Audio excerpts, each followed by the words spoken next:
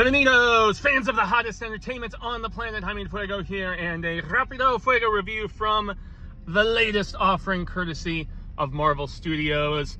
Talking Thunderbolts, Asterix, and I didn't know shit about the Thunderbolts going into this, man. I know Kurt Busiek, I believe, is one of the co-creators of them, but as far as like any comic knowledge, I mean, I knew about all of these characters that were being assembled for this, wink wink, but yeah, I will say, man, I give credit to Marvel pretty heavily for this one, because thematically they explored a lot more heavy stuff than I was anticipating.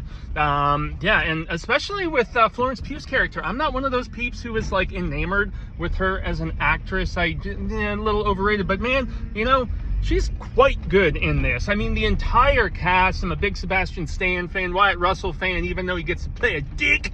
I didn't even know Bill Pullman's kid Lewis was in this movie, man, and he just continues to impress me. I mean, all the way back to Bad Times at the El Royale. So, you know, and also the girl playing Ghost. I never thought much of anything about Ghost in the Ant-Man and the Wasp movie, but I really like that actress in everything else that I have seen her in. And so, yeah, I mean, the entire ensemble does a terrific job in this. And I will also contest that the action is pretty stellar. Now, it's not your typical, like, full-on superhero action, a lot more like gunplay and, you know, just beat 'em up sort of shizzle and whatever. But, man, and God, how did I not even mention the awesomely endearing David Harbour, who had some great scenes with Florence Pugh. They hinted at the chemistry there in the Black Widow movie, which I thought was just okay, but man, both of those characters were given so much more to chew on in this film, and I was just, man, I'm not like,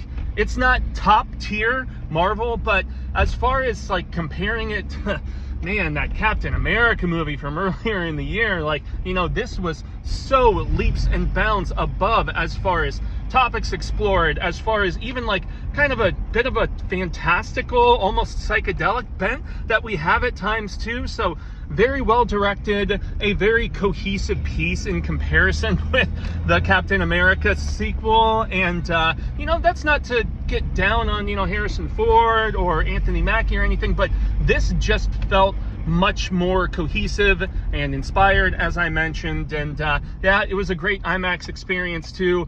Gotta mention the end credits, because there's one that's hilarious and I'm not going to spoil them, and then there's another one that pretty much teases, well, what is coming next, because we all know there's another Marvel movie that is coming just a few months from now. And so yeah, guys, it's pretty fun. I really liked it.